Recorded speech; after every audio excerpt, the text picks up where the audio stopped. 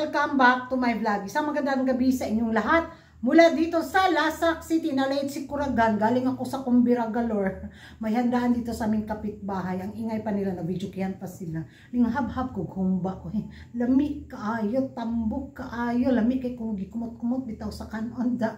Busog, libre ang panihapon ni Curagan. At eto na nga ang hapunan na chismisang mga revelasyon na nakasurpresa sa mga active na mga chismosa at mga chismosa sa social media sa pinag-uusapan nila ngayon. Ang pag-appoint kay Miss Raven, ang pabato dati ng Palawan ba sa Miss Universe Philippines 2024 na kung saan siya na yung pambato natin ngayon sa Miss Teen Eco International Philippines 2024 na lalaban siya sa Egypt. So, ito na nga nako dahil nga sa pag-appoint kay Raven, mga karagrag, marami mga chismosa at mga chismosa ang natuwa. Di ba napansin natin itong si Raven nung lumaban siya sa MUPH 2024 sa kanyang very queenly na pasarela na ganun talaga siya. Tapos ang ganda, tapos ang ng baywang, tapos daw siya maglakad, talagang kumabog siya. Bigla talagang nag-ingay yung pangalan niya noon sa MUPH 2024 dahil dun sa kanyang Palawan. Sino yun? Ganon. So, hindi rin ako magtaka mga karagkarag pagdating niya sa Egypt. Tiyak mapansin din ito ng mga Ehipto doon.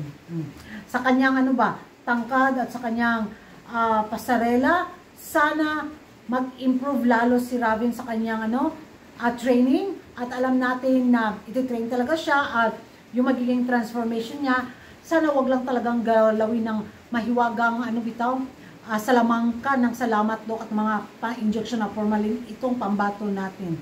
Sana maging natural na ganda yung ilalaban natin sa Egypt bitaw. So, yung training lang niya sa kanyang pasarila, more improvement pa yung makikita natin, di ba?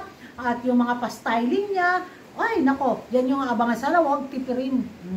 Sana ba, bigay todo na, laban natin to. Ang lakas kayo ng pambato natin sa Miss Eco Teen International. So, wag putyo-putyohin ang organisasyon, ang journey ni Raven bitaw. Kasi may laban talaga siya para sa akin mga karagrag at full support ako sa kanya sa taon na to. Excited ako at isa ako sa mga chismosang natuwa sa pag-appoint sa kanya ng bilang pambato natin sa Miss Eco Teen International 2024 bilang pambato ng Pilipinas. Ewan ko sa inyo mga karagrag kung ano yung magiging reaction ninyo. Isa rin ba kayo sa magkapareho ba tayo ng opinion sa pag-appoint kay Raven? Or ano sa tingin nyo mga karagrag? Malakas kaya ang laban ng Pilipinas sa taon na to?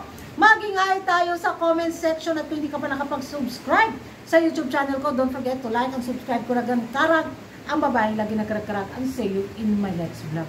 Kay gaulan na po, nimbundak na po ang ulan. Hinay na po kayo yung signal ko talaga dito is nakakaloka. Dagdag pa buong araw kanina, walang kuryente. Brownout, tapos nung bumalik ang kuryente, nagsigilag. Palong siga. Impas na naman ang metrohan nito. Ay, diha na mo mga karakarag at good night everybody. Thank you for watching. Bye-bye.